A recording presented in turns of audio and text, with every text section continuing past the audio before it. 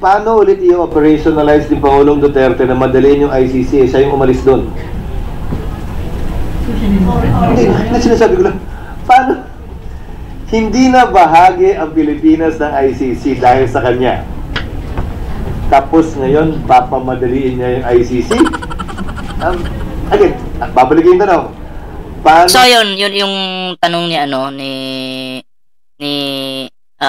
Cheese Escudero noon na paano mamadaliin ni Digong yung ICC or bakit minamadali ni Digong yung ICC? Siya yung umalis doon, 'di ba? Oh. Siya yung umalis doon.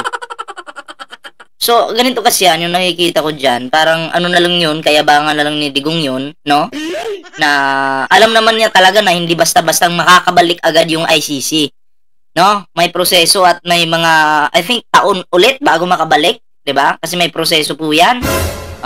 Correct nyo na lang ako kung mali ako, pero sa pagkakaintindi ko parang ganoon. No? So kaya niya minamadali kasi alam niya hindi agad makakabalik. Bunga na lang ng kayabangan ni Digong 'yun. 'Di ba? So ito po, no, bigyan po natin ito ng reaksyon. Itong video na ito, syempre, no, kung bago pa lang dito sa ating munting YouTube channel, huwag kalimutang mag-like, share, at subscribe. So ito na po, tuloy po natin. Ginagalang ng Malacanang ang pahayag ni dating Pangulong Rodrigo Duterte kaugnay sa paghimok nito sa International Criminal Court na agad mag-imbestiga sa mga kaso ng extrajudicial killings sa war on drugs ng dating administrasyon. Ayon kay Executive Secretary Lucas Bersamin, kung nais ng dating Pangulo na isumite ang sarili sa jurisdiksyon ng ICC, hindi raw ito hahadlangan ng gobyerno. Pero kung ire-refer daw ng ICC ang proseso sa Interpol na posibleng magpapadala ng red notice sa mga otoridad ng Pilipinas, obligasyon anya ng gobyerno na ituring ito bilang isang kahilingan na dapat pagbigyan sa ganitong... Nako!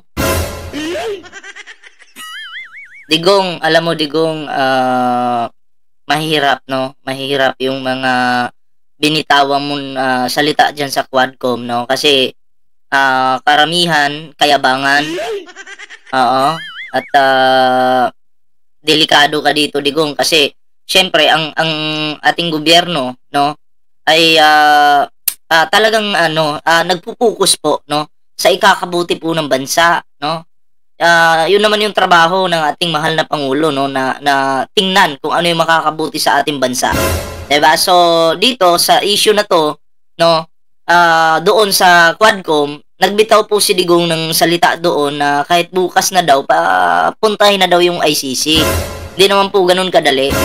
Kasi siya nga yung umalis 'di ba? So isang taon bago yata siya bago nakaalis yung Pilipinas sa ICC, no? And then magyayabang si Digong na hindi papasukin yung ulit and then punta na bukas na agad. Sa tingin mo ganoon kadali? Lawyer ka Digong ginagawa mong gago yung bobo yung mga Pilipino diba? So tingnan natin. So ito, play pa natin. Itong kaso, ang mga law enforcement agency ng Pilipinas ay kinakailangang makipagtulungan sa Interpol. Interpol, alam mo, Interpol yung dadali sa'yo Digong. Lagot ka talaga. Sige nga. Bilang pagsunod sa itinakdang protokol. Kung tatanungin naman si Senate President Francis Escudero hinggil sa pahayag ng dating Pangulo, paano ulit i-operationalize ni Pangulong Duterte na madaliin yung ICC? Siya yung umalis doon. Tama. Siya yung umalis doon tapos mamadaliin mo yung ICC? Inuulit ko, bunga po ng kayabangan yun. Para magmukha siyang maangas, matapang, at magmukha siyang nasa taas, nasa tuktok, para isipin ng mga Pilipino, wow, pinahamon ng tatay namin yung ICC. Ano na ICC? Ganon. Kayabangan. Diba? Pero alam naman natin, kahit pa sabihin yung, hindi, pasok na kayo dito, makialam na sa hearing, sali na kayo dito, hindi po ganun kadali. May proseso. Ito pa, pakinggan pa natin mga pre. Hindi sinasabi ko lang. Paano? Hindi na bahagi ang Pilipinas ng ICC dahil sa kanya. Hindi na bahagi dahil kay Digong.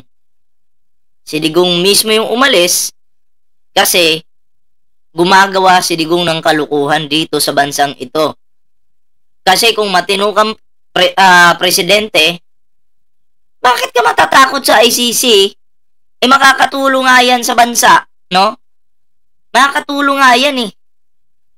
Pero dahil umalis ka, alam mo sa sarili mo na ikaw yung gumagawa ng mali. Diba? Sa patayan. Eh gawain mo yun eh. Oh. Kaya para hindi ka magipit, umaipit, umadiin, ikaw mismo yung tumalon. Diba? Tapos ngayon, papamadaliin niya yung ICC. Again, babalikin yung tanong. Paano ngayon i-operationalize yan? Mas magandang tanungin siguro siya kung paano niya balak gawin yon. Sabi pa ni Escudero, ang foreign policies ay nasa diskresyon ng Pangulo at tanging papel lang ng Senado ay i-ratify kung muling babalik ang Pilipinas sa ICC. Anya, kung isa-cite ang ICC na may jurisdiction sila nung tayo ay miyembro pa, pero may provision din daw ang ICC na papasok lang sila kapag hindi gumagana ang justice system. Hindi ako nakahandang tanggapin yung statement of fact na yon, na hindi nagpa-function ang justice system natin. Actually, nagpa-function naman ang justice system natin, pero hindi fully function. Diba? Hindi 100% na nagpa-function talaga. Ako'y naniniwala na nagpa-function naman yung ating justice system, no? Pero hindi po 100%. Okay? Para klaro lang, kasi dito pa nga lang kay Digong pa nga lang, wala na, 'di ba? Tagilid pa ngayon, binibaby pa lang si Digong ha. O binibaby pa nga lang si Digong. Alam mo, dapat ang ating batas may pangil. Pag mali, kagatin agad. Hindi pa magawa-gawa ng gobyerno natin ngayon. Ang dami pang kitang-kita na, may mga pag-amin na nga eh, 'di ba? Syempre, dinadaan pa nila sa mga proseso. At mabait pa yung ating pangulo, 'di ba? Kaya kinaklaro ko lang, sa akin lang po ito gumagana ang justice system ng ating bansa. Kaya nga lang, hindi po 100%. Okay? Para klaro lang po. Hindi ako nakahandang i-concede yun at aminin sa publiko dito man sa Pilipinas o sa labas ng bansa na hindi nagpa-function ang justice system natin. Sampal naman yata yun sa ating hudikatura at husgado para sabihin ng isang halal na opisyal yun. Si Senate Minority Leader Coco Pimentel nauna nang magmungkahi na mag-rejoin ang Pilipinas sa ICC at tratuhin daw ito bilang insurance policy sakaling ang sistema ng Pilipinas ay pumalpak. Daniel Manalastas. Well, okay naman yun. Rejoin tayo para ano ba? Itong mga mapabilis yung proseso kasi ang bagal eh. Nababagalan po talaga ako. Hindi naman sa minamaliit ko yung ating gobyerno pero may mga may mga nasa gobyerno ngayon na pinipigilan po yung tama na imbis na tamaan ng patong-patong na kaso tong mga to, syempre may mga kakilala sila dyan na nagtatrabaho sa loob ng gobyerno, napipigilan. Bumabagal ngayon yung proseso. O, diba? Nako, katulad na lang nila Bato. Isang senador na wala ding kwenta. Si Robin Padilla. Isa po yan sa nagpapapangit ng ating gobyerno. Sila yung mga anay eh. Diba?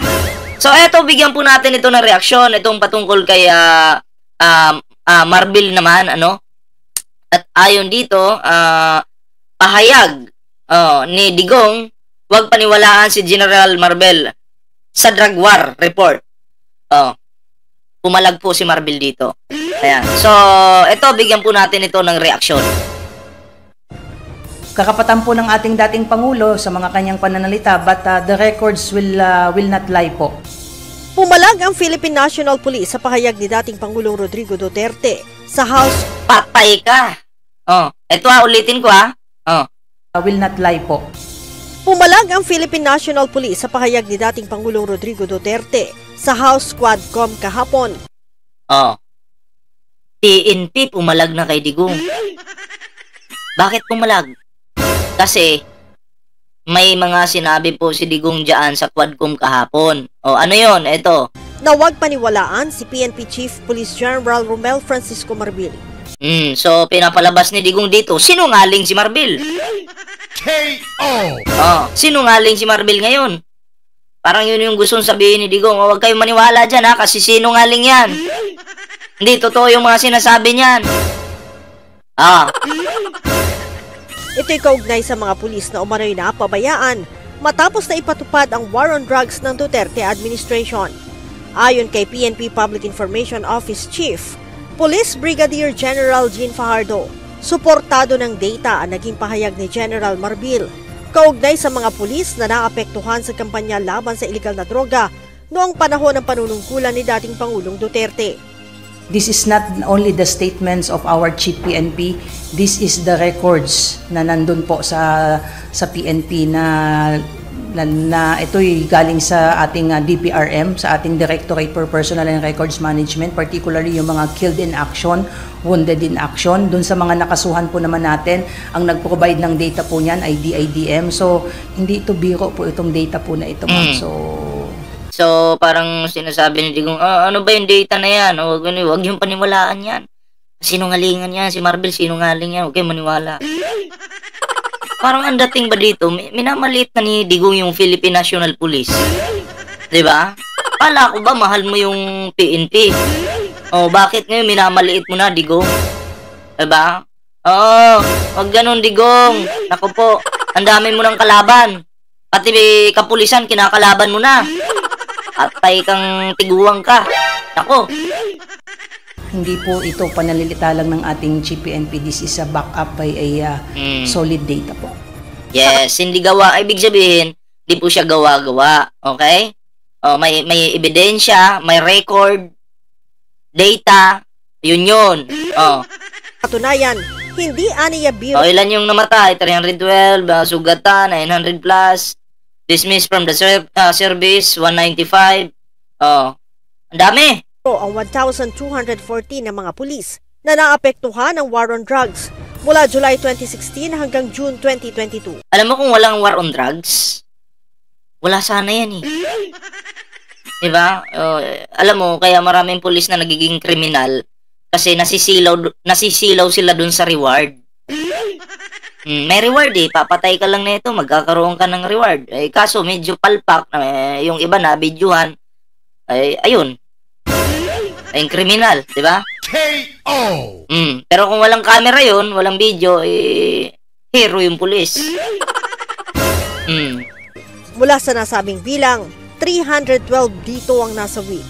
974 naman ang nasaktan habang gumaganap ng kanilang trabaho. Ang namatay, 312. Okay? Sugatan, 900 plus. Pero sa panahon ng dilawan, may ganito ba? Parang walang ganito sa panahon ng dilawan kasi wala namang war on drugs. Natural, ako ngayon, isa akong sibilyan. Ito bibigyan ko kayo ng sample. Matino akong tao, hindi ako gumagamit, hindi ako naninigarilyo, hindi ako umiinom.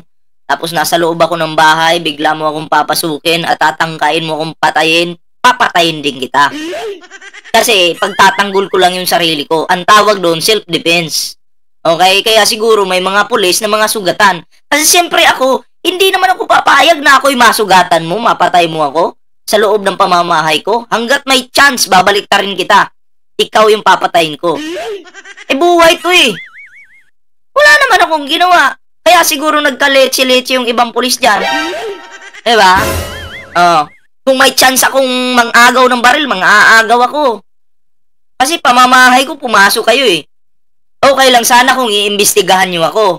Walang problema doon, di naman tayo malalaban. Pero yung papatayin ka na, plano talaga nila na itumba ka, abay, mang-aagaw ka ng baril, di kaya pwede kang manaksak. Kasi ililigtas mo yung sarili at pamilya mo eh. Ganun yun. Kaya siguro ang daming mga pulis dyan na sugatan. Di ko man nilalahat na ang mga kapulisan noon masasama. Yung iba, ginagawa lang talaga nila yung trabaho nila. Kaya minsan talaga, hindi man maiwasan, may mga kriminal talaga man laban, okay yun. Alangan namang magpasugat kayo, di ba? Okay yun. Pero yung mga walang kalaban-laban, di ba? Yun yung tinutukoy natin. Yun yung Yun yung tinatapik natin dito, yung mga taong walang kalaban-laban na bigla na lang pinapatay. Papasukin sa bahay, papatayin, 'di ba? Eh natural, tao ka. Gusto mo pang mabuhay, pagtatanggol mo yung sarili mo, 'di ba? O ganun 'yun. Nasa 195 na pulis ang natanggal sa serbisyo, 20 ang nakakulong na, at nasa 214 ang patuloy na Eto humaharap. sasabihin ko po sa mga kapulisan dyan, yung mga nakulong ngayon. Alam mo, kundi dahil kay Digong, wala kayo ngayon sa kulungan. Nag-aral kayo, ilang taon kayo nag-aral para lang maging pulis. Naging proud yung mga magulang nyo, and then darating yung araw, mabubulok lang kayo sa kulungan. Yung iba sa inyo patay na, yung iba sugatan, yung iba paralyzed. Nang dahil lang kay Digong yan. Dahil lang sa utos ni Digong, nagkalit-silitsi yung buhay nyo. Hindi lang naman buhay nyo eh. Pati rin yung mga inosenteng tao eh. Nagkalit-silitsi. Dahil sa leader na totoong bangag talaga. Diba? Oh. Sa kasong kriminal. Kaya naman, welcome development para sa PNP ang pangakong pinansyal na tulong ni dating Pangulong Duterte para sa mga pulis na patuloy na humaharap sa legal challenges. We would like to extend our appreciation to the former President for initiating yung pagbibigay niya. Sinabi niya na 1 million. This is a welcome development dahil kung matatandaan niyo po, nagbigay po ng kanyang pahayag ang ating Chief PNP na nung nakakaang administrasyon, particularly from 2016 to 2022, ay marami po tayong pulis na talagang humakap sa mga legal challenges. Sinabi ni Brigadier General Fajardo na bagamat mayroong legal assistance na ibinibigay ang PNP Legal Service, limitado naman aniya ang kanilang financial capability. Kaya naman, malaking tulong aniya kung ibibigay ng dating Pangulo ang 1 milyong pisong ipinangako nito para sa legal assistance ng mga nakasuhang pulis. Oh, nangako ka pala, Digong eh. Bigay mo na daw. Diba? Alam nyo, ito si Digong minsan din napapako yung pangako eh, diba? So, yun lang masasabi ko dito, no? Yung Philippine National Police ay talagang dismayado po kay Digong. Oo, hindi na po nagugustuhan yung mga sinasabi ni Digong, lalong-lalo na diyan sa Quadcom kahapon. So Digong, good luck and congrats in advance sa mga susunod pang mangyayari sa buhay mo. Diba? Kinukongrats na kita kasi bakit? Eh nagtanim ka eh. Kung ano yung tinanim mo, aanihin mo yun. So ikukongrats ka namin. Diba? So yun lang po yun at maraming salamat sa sumama sa ating video ngayon. Kung natapos mo, nakaabot kang hanggang dulo, sana si Digong din ay maabot hanggang dulo. No? Panindigan na yung mga mali niya. Ayan na, meron tayong Facebook page dito. I-follow nyo na to at kita-kits po tayo dyan. Sa mga bagong subscriber natin, maraming salamat po sa mga nag-subscribe, nag-like at nag-share ng video na to. Huwag kalimutang i-ring ang notification bell para every time na may upload po tayo, ay mag-notify po ito sa inyong mga cellphones and computers. Yan. So ayun lang guys, ingat-ingat. Kita-kits po ulit tayo. May live po tayo bukas. Ingat and bye-bye.